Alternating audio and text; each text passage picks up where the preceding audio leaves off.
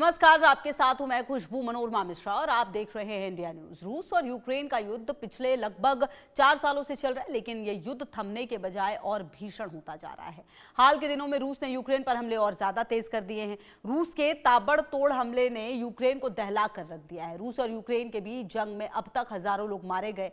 रूस ने सर्दियों में नागरिकों को पानी की आपूर्ति और तापानुकूलन प्रणाली से वंचित करने के लिए ऊर्जा आपूर्ति को भी निशाना बनाया है। साथ ही यूक्रेन के नव विकसित ड्रोन और मिसाइलों के औद्योगिक उत्पादन को भी बाधित किया है।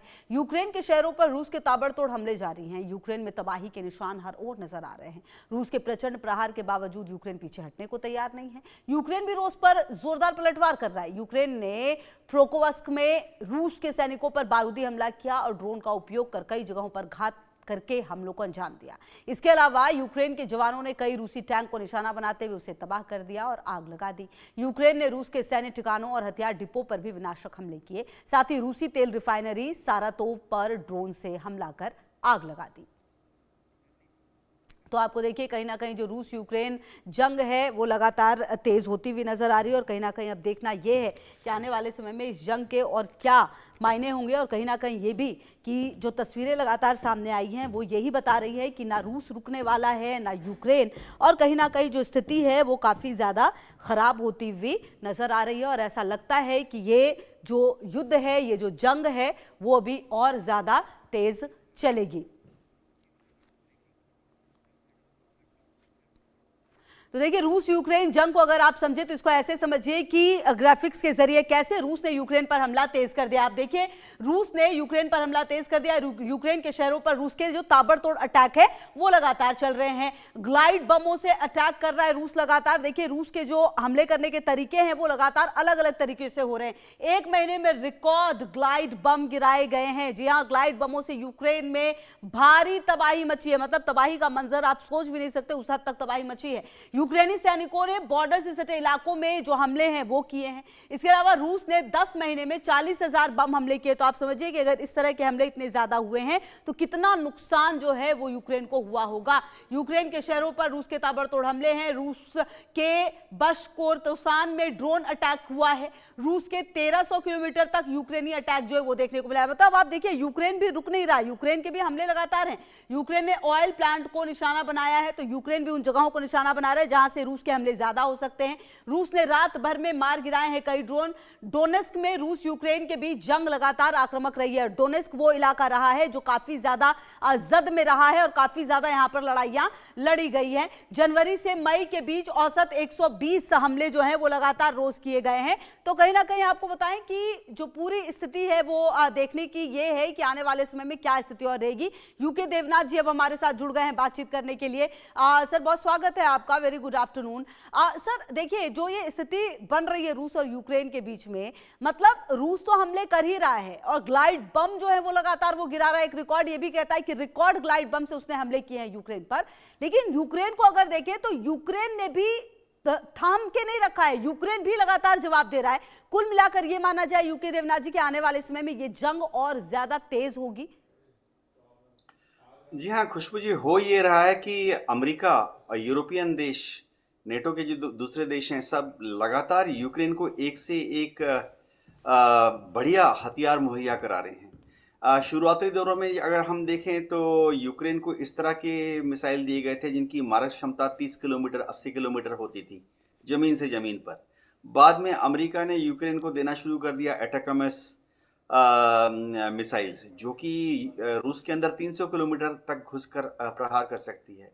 अब बात उठ रही है कि क्या अमेरिका यूक्रेन को टोमाहाक क्रूज मिसाइल देने जाने वाला है। टोमाहाक क्रूज मिसाइल तो 2500 किलोमीटर तक मार कर सकता है। इसके अलावा यूक्रेन को पश्चिमी देशों से लगातार ड्रोन की अनलिमिटेड सप्लाई हो रही है, जो कि 1000 किलोमीटर 1500 किलोमीटर रूस के अंदर घुसकर रूस के इंफ्रास्ट्रक्चर पर हमला कर रहे हैं। डोनाल्ड ट्रंप बार बार ये कहते हैं कि वो पुतिन से बात कर रहे हैं। अब राष्ट्रपति पुतिन ये कहते हैं कि हाँ, डोनाल्ड ट्रंप से मेरी बात हुई है और सीज फायर के लिए हम तैयार हैं। ये बहुत मजबूत वक्तव्य आता है। देखिए, जब पुतिन कहते हैं कि वो सीज फायर के लिए तैयार हैं, यानी डोनाल्ड ट्रंप की बात मान गए हैं, तो पुतिन कहते हैं यथास्थिति बनाए रखो, दोनास्क में, लुहांस्क, ज़ैपोरिज़िया, खेरसोन में जहाँ पर भी forward line of own troops है रूस की, यानी LAC, line of actual control, वहाँ पर उभय पक्ष युद्ध लड़ना बंद कर दे। लेकिन दिक्कत ये आ रही है कि ज़ेलेंस्की जो है वह इसके लिए राज़ी नहीं हो रहे। ज़ेलेंस्की बार-बार डोनाल्ड ट्रंप से और नेटो के दूसरे यूरोपियन देश से गुहार लगा रहे हैं कि और हथियार दे दो, और बढ़िया हथियार दे दो, और विनाशक हथियार दे दो। क्योंकि ज़ेलेंस्की ये समझते हैं कि और बढ़िया और विनाशक हथियार अगर ज़्यादा मात्रा में आएँगे, तो रूस की फ़ौज को पश्चिम से पूरब की तरफ धक्का देते हुए वापस रूस की फ़ौज को रूस में ही खदेड़ देंगे। लेकिन ऐसा हो नहीं सकता from military point of view. करना होता तो पिछले 1 साल में कर लेते, 6 महीने में कर लेते। तो डोनाल्ड ट्रंप को अब आना पड़ेगा सीरियसली और ज़ेलेंस्की को समझाना पड़ेगा कि भाई बहुत हो गया, अब तुम बातचीत के लिए तैयार हो जाओ। जी, खुशबू जी। जी बिल्कुल सर, आप रहिए हमारे साथ। और अब हमारे साथ निपुण आलम बयान जी भी जुड़ गए हैं, फॉरेन एक्सपर्ट। बहुत स्वागत है आपका भी निपुण जी। ये सवाल एक भी है कि अगर हम रशिया और यूक्रेन को देखें तो दोनों में कंपैरिजन कोई भी नहीं है, क्योंकि रशिया के आप हथियारों की हम बात कर ले या फिर सैन्य ताकत की बात कर ले, वो बहुत आगे है। लेकिन रशिया के साथ अगर यूक्रेन इस जंग में टिका हुआ है तो उसके पीछे एक बहुत बड़ा कारण अमेरिका है और जो नाटो देश है वो है। पिछले कुछ समय से ये भी देखने को मिला है कि नाटो देश भी बहुत एग्रेसिवली बिहेव कर रहे हैं, और ऐसे में क्या रशिया के लिए अब एक साथ सबको डील करना होगा, ये वक्त भी आ चुका है? देखिए, बिल्कुल अभी यूके देवराज जी ने काफी अच्छे से स्पष्ट तरीके से बताया। और देखिए अभी क्या है कि रशिया को लेकर पूरे यूरोप के अंदर एक पैनिक मोड पर थे। उनको ये था कि अगर मान लीजिए यूक्रेन पर कंट्रोल हो जाता है, रशिया का पूरा दबाव बन जाता है और जो लुहांस और डोनेस्क जो रीजन है वो पूरा कंट्रोल रशिया कर लेता है, तो रशिया यहाँ पर रुकने वाला नहीं है। रशिया और भी आगे बढ़ेगा और पिछले दिनों आपको याद होगा पोलैंड तक पहुंच अपनी रशिया ने बनाई थी। देखिए रशिया को जिस प्रकार से प्रतिबंध लगाया गया रशिया के ऊपर, जिस प्रकार के सेशन लगाए गए, उसके कारण क्या था कि रशिया की जो इकोनॉमी है वो पूरी तरह से क्लैप्स हो चुकी है और वो इकोनॉमी केवल एक वॉर इकोनॉमी बन चुकी है। जब कोई कंट्री के सामने आप इस प्रकार का कोई विकल्प नहीं छोड़ते, तो वो वॉर के माध्यम से ही अपनी इकोनॉमी को क्या करता है, बिल्डअप करता है या उसको रन करता है। ये रशिया की रियल सिचुएशन है। अब ऐसे में यूक्रेन को आप क्या कर रहे हैं, मोहरा बना रहे हैं। यूक्रेन के माध्यम से जितना ज्यादा हो सके नुकसान पहुंचाने का प्रयास है किसको, आपका रशिया को, कि रशिया को जितना ज्यादा लॉसेस पहुंचा देंगे, जितना नुकसान पहुंचा देंगे उतना बेटर रहेगा। और हुआ ये है कि अभी जो ये जंग शुरू हुई है, ये बहुत ही एक स्ट्रेटेजिकल पॉइंट, एक शहर है जो पोकोवॉक्स, उस पर ये कंट्रोल करने को लेकर हुई है। और देखिए कितनी सोची समझी स्ट्रेटजी जो थी यूक्रेन की सेनाओं ने चलाई। जी। रशिया को पहले पोकोवॉक्स में घुसने दिया।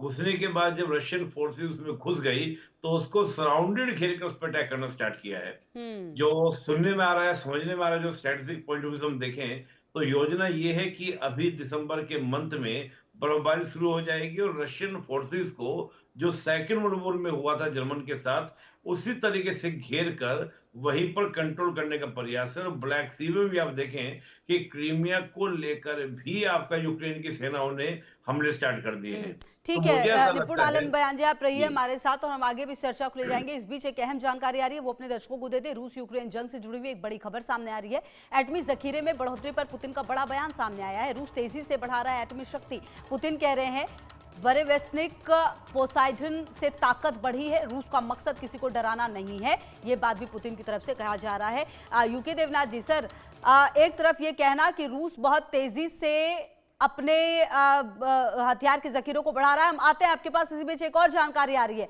रूस पर यूक्रेन का जोरदार पलटवार सामने आया है। यूक्रेन ने रूसी कमांड पोस्ट को निशाना बनाया है। रूसी कमांड पोस्ट पर यूक्रेन का बड़ा हमला। यूक्रेनी स्ट्राइक में कमांड पोस्ट ध्वस्त हो गया और कई रूसी अधिकारी और जवान मारे गए हैं।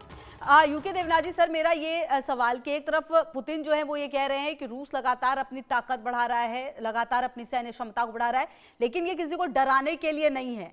तो ये क्या अपने कंफर्ट के हिसाब से बयान दिया जा रहा है। और दूसरी तरफ यूक्रेन को देखिए तो वो लगातार हमले पर हमले अपने काफी तेज कर रहा है। यूक्रेन के अचानक इस तरह के हमले बढ़ने के पीछे क्या कारण नजर आता है? खुशबू जी, यूक्रेन दिखाना चाहता है दुनिया को, खासतौर से अमेरिका को, हम्म। कि अमेरिका के द्वारा सप्लाई किए हथियारों के मदद से वो अभी तक बहादुरी से लड़ रहा है। हम्म। और यूक्रेन दुनिया को, यूरोप के देशों को दिखाना चाहता है कि वो इस लड़ाई में अभी तक हार नहीं रहा है। लेकिन ये समझना पड़ेगा कि रूस इस युद्ध को हार नहीं सकता है और यूक्रेन इस युद्ध को जीत नहीं सकता। तो अगर अभी जैसे अब बोरेवस्निक मिसाइल की बात हो रही थी, क्रूज मिसाइल है, रशिया ने बोला है कि हम तो उसको कहीं पे भी लॉन्च कर सकते हैं। और रशिया दावा कर रहा है कि वो 15 घंटे तक लगातार उड़ सकता है, 12,000 किलोमीटर की दूरी तक जा सकता है, अनलिमिटेड रेंज बता रहा है। तो रशिया तो अपनी तरफ से पूरी तैयारी कर रहा है। जी। अभी पोसेडियन अंडर वाटर टॉर्पीडो का टेस्टिंग किया है, उसमें भी एक न्यूक्लियर मिनिएचराइज न्यूक्लियर पावर सोर्स लगाया गया है। वो बड़ी सुनामी ला सकता है पश्चिमी देशों के तटीय क्षेत्रों पर अगर लॉन्च किया जाए। हम्म। तो यूक्रेन को समझना पड़ेगा कि आस्ते आस्ते पश्चिमी देश शायद हथियारों की सप्लाई रोकने के लिए बाध्य हो जाएंगे। ऐसे भी आज तक पश्चिमी देशों ने, अमेरिका ने करीबन 365 बिलियन डॉलर का हथियार दे दिए हैं यूक्रेन को, और यूक्रेन ने $1 भी इसमें से अभी तक किसी को पेमेंट नहीं की है। तो यूक्रेन को अब समझना पड़ेगा कि हथियारों की सप्लाई कम होने वाली है और आक्रामक रुख उसको कम करना पड़ेगा, बातचीत के लिए तैयार होना पड़ेगा। जी बिल्कुल। और कहीं ना कहीं निपुल आलम बयान जी, शायद आप भी इस बात से इत्तेफाक रखते होंगे कि जो भी यूक्रेन कर रहा है वो कुछ भी उसका नहीं है उसमें। मतलब आप अगर इस युद्ध में यहाँ तक आई हैं तो उसके पीछे का कारण पूरी दुनिया को पता है। लेकिन जिस तरह से ये युद्ध अब तक चल रहा है, क्या वजह है कि पुतिन और बड़ा कदम नहीं उठा सकते या फिर वो उठा नहीं सकते? देखिए, मैं एक बात कहूंगा, यूके जी ने बिल्कुल सही बात कही। और देखिए, आप एक समझिए, यूक्रेन जो है एक बफर स्टेट है। और बफर स्टेट का मतलब होता है कि दो महाशक्तियों के बीच में लोकेटेड एक देश जो हो, और वो देश क्या करता है कि एक पावर के पाले में जाकर दूसरी पावर से क्या करता है, टकराने का प्रयास करता है। ये स्थिति आपकी है। अब देखिए, यूक्रेन की अपनी क्षमता तो कुछ है नहीं, नाटो या अमेरिका की क्षमता के बल पर वो लड़ रहा है। और अमेरिका और नाटो ही उसको क्या कर रहे हैं, फंड्स कर रहे हैं, चाहे वेपन दे रहे हैं, तमाम तरह की चीजें दे रहे हैं। उसी के हौसले पर यूक्रेन क्या कर रहा है, लगातार फाइट कर रहा है। पीछे जो मकसद है, वो मकसद क्या है, मैं खुद भी समझ नहीं पा रहा हूं कि जेलेंस्की को मिल क्या रहा है। इस प्रकार से अटैक करने के बाद, हमला करने के बाद वो जानता है कि रशिया के पास आज भी, हम देखें, जो न्यूक्लियर वेपन का जखीरा है या वेपन का जो जखीरा है, वो आज भी वर्ल्ड में सबसे ज्यादा रशिया के पास में है। रशिया लंबे समय तक वॉर लड़ सकता है, क्योंकि वॉर मशीनरी रशिया की आज भी डैमेज नहीं हुई है। चीन भी उतना ताकतवर नहीं है। हम हमेशा तुलना करते हैं तो अमेरिका के सामने केवल एक ही देश है जो रशिया है, वो आपका मुकाबला करता है, टक्कर ले सकता है। फिर भी एक बफर स्टेट की तरह यूक्रेन क्या कर रहा है, व्यवहार कर रहा है, और एक तरह से मान लीजिए आपका प्रोक्सी बन गया है किसका, नाटो का। तो मुझे लगता है कहीं ना कहीं कि नाटो जब तक एक बात को समझेगा नहीं। और देखिए, नाटो के साथ प्रॉब्लम क्या है, नाटो को ये लगता है कि अगर हमने रशिया को छोड़ दिया तो हो सकता है कि रशिया के एक्शन जो है, पोलैंड है, इस्टोनिया, मतलब बहुत सारे जो बाल्टिक नेशंस हैं, उनके ऊपर अटैक होने शुरू हो जाए। क्योंकि रशिया कहीं ना कहीं कहता है कि, मैं खुद याद है, पुतिन साहब खुद कह रहे थे कि रशिया का मानचित्र कभी खत्म नहीं होता है। एक बच्चे का मजाक करते हुए वीडियो वायरल भी हुआ था कि रशिया का मैप कभी खत्म नहीं होता, रशिया का मैप हमेशा बढ़ता जाता है। तो जो ये रियल सिचुएशन है, तो मुझे लगता है कि कहीं ना कहीं रशिया के अपने कोज हैं, यूक्रेन अपने कोज को लेकर चल रहा है। लेकिन प्रॉब्लम क्या है, प्रॉब्लम ये है कि वॉर को इतने समय तक लड़ते रहने का जो मोटिव है, वो सीधा सीधा नाटो का है या अमेरिका का है। वो चाहते हैं कि रशिया इस वॉर में उलझा रहे। रशिया का जितना वेपन खत्म होगा, रशिया का जितना डैमेज होगा, उनके लिए उतना ही ज्यादा वो क्या होगा, सरप्लस होगा। रशिया पर कंट्रोल करना उनके लिए आसान होगा। और इसमें मोहरा जो बना हुआ है, वो यूक्रेन बना हुआ है। यूक्रेन खुद आमंत्रण दे रहा है कि आप रशिया को कि ज्यादा से ज्यादा पर अटैक करो। और आपने कहा न्यूक्लियर वेपन या और बड़े अटैक, देखिए रशिया ने ऑलरेडी काफी बड़े अटैक्स किए हैं। हम्म। बस बिल्कुल। न्यूक्लियर वेपन की बात क्या होती है, न्यूक्लियर हम्म। वेपन के बारे में अगर हम कहें, तो न्यूक्लियर वेपन को मैं हमेशा मानता हूं कि न्यूक्लियर वेपन एक डेटरेंस की तरह से होता है। और मुझे लगता है कि नाटो जो है, वो तो इंतजार ही कर रहा है कि रशिया कुछ ऐसा स्टेप ले तो हम कोई कार्रवाई करें। मैं हमेशा बोलता हूं कि न्यूक्लियर वेपन को कोई भी कंट्री तब यूज करेगा जब उसने को खुद तय कर लिया हो कि मेरे को क्या करना है, खत्म होना है, मुझको भी मरना है। क्योंकि की बात है, जब एक ओर से होगा तो दूसरी ओर से भी होगा, जब दूसरी ओर से होगा तो उस देश का भी काफी ज्यादा नुकसान होगा। तो ये जो एक वॉर बन गया है, जो स्थिति बन गई है, ये इसी तरीके से मुझे लगता है कि अभी लंबे समय तक चलने वाली है। जिस प्रकार से यूक्रेन ने हमले करने शुरू किए, क्रीमिया के ऊपर बहुत सारे ब्रिज जो हैं, उनके ऊपर भी हमले करने शुरू किए हैं यूक्रेन ने। यानी कि कहीं न कहीं जो रशिया का क्रीमिया से लिंक है ब्लैक सी के अंदर, उसको भी खत्म करने का प्रयास कहीं न कहीं यूक्रेन कर रहा है। तो मुझे लगता है कि ये स्थिति अभी और ज़्यादा क्या है, बढ़ने वाली है। क्योंकि एकदम से अगर हम सोचें कि रशिया पर इस प्रकार का दबाव बनाकर, कंट्रोल बनाकर प्रयास किया जाएगा, तो रशिया के साथ दिक्कत क्या होगी कि रशिया का जो पूरा प्रभाव है, जो एक इन्फ्लुएंस है, वो खत्म हो जाएगा। और मैं मानता हूं कि इंटरनेशनल पॉलिटिक्स में सारा खेल जो है, वो इन्फ्लुएंस बनाने का है, प्रभाव बनाने का है। जो देश जितना ज्यादा प्रभाव बना ले जाएगा, वही सुपर पावर कहलाएगा और वही अपने नेशनल इंटरेस्ट को क्या कर पाएगा, फुलफिल कर पाएगा। अब 3 कंट्री दुनिया में ऐसे हैं जो हमेशा हार्ड पावर की तरह व्यवहार करते हैं, अमेरिका, रशिया और इज़राइल। और तीनों के साथ ही इस प्रकार की रणनीति से मुझे लगता है बढ़ना थोड़ा-सा घातक हो सकता है यूक्रेन के लिए। लिहाज़ा वेट करना होगा कि आगे स्थिति कहाँ तक पहुँचती है, और मुझे नहीं लगता किसी तो प्रकार से, जिस प्रकार से यूक्रेन के हमले हैं, वो जल्दी खत्म होने वाला है। जी बिल्कुल। और जी। कुल मिलाकर यूके देवनाथ जी, कहीं ना कहीं देखिए जो ये पूरी स्थिति नजर आ रही है, इससे ऐसा तो लग रहा है कि ये युद्ध अभी लंबा चलेगा, बहुत लंबा जा चुका है ऑलरेडी। और कहीं ना कहीं ट्रंप भी और जो नाटो देश है वो भी अब समझ चुके हैं कि ये तमाम चीजें तो यूं ही चलेगी, धीरे धीरे उसकी मदद भी की जा रही है। अच्छा यूके देवनाथ सर, एक बात ये भी देखने को मिली है, अमेरिका तो चलिए लगातार हथियार देकर मदद कर ही रहा था, अब कई यूक्रेन के देश ऐसे हैं जो खुलकर सामने आ रहे हैं और खुलकर मदद कर रहे हैं। और शायद यही वजह है कि रशिया ने भी ये समझ लिया और कई बार उसके जो अटैक्स हैं वो अब धीरे धीरे जो ये नाटो देश है उसकी तरफ भी बढ़ेंगे और ज्यादा। जी हाँ, खुशबू जी, नेटो के जो देश हैं, खासतौर से फ्रांस है, जर्मनी है, इंग्लैंड है, ये सब ज़रूरत के हिसाब से यूक्रेन को काफ़ी बड़ी तादाद में लेटेस्ट वेपन सिस्टम्स सप्लाई कर रहे हैं। तो जब भी कोई हथियारों की खेप, इनका तरीका ये है कि अपने हथियारों को ये लोग हवाई जहाज से पोलैंड भेज देते हैं, और पोलैंड से रेल मार्ग के द्वारा ये यूक्रेन के पश्चिम में एक शहर है लवीव, वहाँ तक पहुँच जाते हैं। और फिर लवीव से यूक्रेन की ट्रेन में ये हथियार, यूरोपियन हथियार, लोड होके चले जाते हैं युद्ध भूमि की तरफ। और जब भी क्रेमलिन को, पुतिन को इन चीज़ों का आभास मिलता है, तो वो हमेशा बहुत स्ट्रांग बयान देते हैं यूरोपियन देशों के खिलाफ। कई बार तो रूस ने forward mobilization of nuclear weapons भी कर दिया, बेलारूस में अपनी न्यूक्लियर मिसाइलों को एक्सरसाइज पर तैनात कर दिया। तो ऐसा लग रहा था कि शायद अगर ज़रूरत पड़ी, अगर पुतिन ज़्यादा गुस्सा हो जाए, तो वो फ्रांस पर, जर्मनी पर, इंग्लैंड पर ज़मीन से मारने वाली मिसाइलों द्वारा हमला कर सकते हैं। लेकिन ये मिलिट्री आकलन ये है कि पुतिन ऐसी गलती नहीं करेंगे, क्योंकि रूस ने तो इस युद्ध में जो कुछ चाह रहा था, जीतना था, जीत लिया। दोनेत्स्क, लुहांस्क, ज़ैपोरिज़िया, खेरसॉन उनके हाथ में है, क्रीमिया तो रूस के हाथ में 2015 से ही है। और रूस की जो तमन्ना, वो एकदम जाकर कीव में घुसने की इच्छा नहीं है।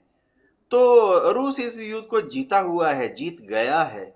रूस को अभी सिर्फ टाइम चाहिए, अब 4 साल होने वाले हैं। रूस, देखिए यूक्रेन के जो ये छोटे मोटे हमले होते हैं ना, इससे रूस की इंडस्ट्री को कोई खास फर्क नहीं पड़ता। और यूक्रेन के छोटे मोटे हमले होते हैं, इससे रूस की मिलिट्री ताकत को भी कोई फर्क नहीं पड़ता। रूस की मिलिट्री बहुत ताकतवर है। अभी तक रूस ने 10% मिलिट्री ताकत का इस्तेमाल किया है। रीजन है क्योंकि रूस ने 90% अपनी ताकत को बचा के रखा हुआ है, क्योंकि उसको मालूम है कि असली युद्ध अगर होगा तो वो तो नेटो के साथ होगा ना। असली युद्ध अगर रूस का होगा, वो तो अमेरिका के साथ होगा। तो 90% रशियन टैंक, तो गोला बारूद, बख्तरबंद मिसाइलें, उनकी intermediate range ballistic missiles, intercontinental ballistic missile, उनका तो इस्तेमाल हुआ ही नहीं है। तो जैसे मैं कह रहा था, रूस जानता है कि ऐसे ही चलने दो, अपने आप थक हार के यूरोप के देश, नेटो के देश बैठ जाएंगे, और जेलेंस्की पेन लेकर दौड़ के आकर सीज फायर के डॉक्यूमेंट पर साइन करेंगे। जी बिल्कुल। और कुल मिलाकर अब निपुण आलम बयान जी, ये भी देखने वाली बात होगी कि आने वाले समय में जो जेलेंस्की कुछ दिन पहले तक पुतिन को धमकी दे रहे थे, शायद वो ये बात बहुत अच्छे से जानते हैं कि रूस क्या कर सकता है। बावजूद उसके अगर ये वो कदम उठा रहे हैं, तो आने वाले समय में यूक्रेन को इसकी और भारी कीमत चुकानी होगी। ऑलरेडी बहुत कीमत चुका है यूक्रेन, लेकिन अभी और बहुत कुछ होना बाकी है यूक्रेन के साथ। बिल्कुल सही आपने कहा। यूक्रेन की काफी लंबी जमीन जो है वो आज भी हम देखें कि आपका कंट्रोल में है, कब्जे में है, किसके, रशिया की। और खुशबू जी, मुझे ऐसा लगता है कि जब इस प्रकार की जमीन के साथ साथ अमेरिका ने भी वेपन सप्लाई करने के लिए, यूक्रेन को देने के लिए, आप सोचिए कि उसके जो पूरा जो रेयर अर्थ मिनरल्स हैं उन पर भी कंट्रोल किसने कर लिया? अमेरिका ने कर लिया, काफी बड़ी मात्रा में। और आगे जिस प्रकार से देखिए, प्रवोक करने वाली बात है, अभी जो मैं कह रहा था कि हार्ड पावर जो कंट्री होता है उसको इस प्रकार से प्रवोक नहीं किया जाता। और आप हैं बफर स्टेट। देखिए, रशिया ने जो लड़ाई लड़ी, इस लड़ाई लड़ने का रीजन क्या था रशिया का? रशिया का इतना ही तो था कि यूक्रेन जो है नाटो में शामिल नहीं होगा, ईयू में शामिल नहीं होगा। रशिया को अपनी सिक्योरिटी की चिंता थी। क्यों यूक्रेन को नाटो में शामिल करना था, अमेरिका को या नाटो कंट्रीज को? उनका मकसद ये था कि जैसे यूक्रेन नाटो में शामिल हो जाएगा तो रशिया के जो स्ट्रेटेजिकल इंटरेस्ट हैं, इकोनॉमिकल इंटरेस्ट हैं, उनको ब्लॉक करना, उनको बंद करना। तो ये कहीं ना कहीं रास नहीं आया रशिया को, रशिया ने इसके लिए वो लड़ा। तो रशिया का जो कोज है वो अपनी सिक्योरिटी को लेकर है। और एक बफर स्टेट को, एक छोटे स्टेट को, जिस प्रकार के उसकी एक्टिविटीज हैं, वो कहीं ना कहीं अपने आप को क्या कर रहा है, लगातार खतरे में डाल रहा है। और मुझे लगता है कि आने वाला भविष्य, चले ठीक है, अगर एक बार को हमने मान भी लिया कि रशिया ने किसी वजह का प्रेशर क्रिएट करने के बाद, ठीक है, वाकई क्रीमिया पर प्रेशर क्रिएट हो रहा है, क्योंकि क्रीमिया पे कब्जा जो था 2014 में रशिया के द्वारा कर लिया गया था।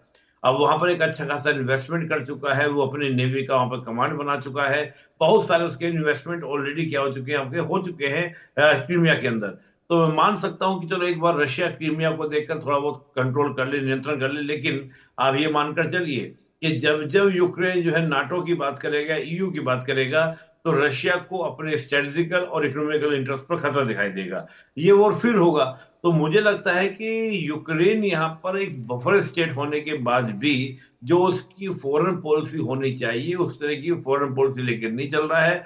अंतोगत्वा नुकसान किसका होना है? यूक्रेन का होना है। बस इतिहास में नाम दर्ज हो सकता है जेलेंस्की का। एक था जेलेंस्की जिसने एक हार्ड पावर, सुपर पावर से कह ली टक्कर ली, लेकिन उस नाम दर्ज कराने से क्या मिलेगा यूक्रेन की ठीक है निवासियों सर, को? बहुत शुक्रिया आप दोनों का हमारे साथ जुड़ने के लिए और इस खास चर्चा में शामिल होने के लिए। सीधे लिए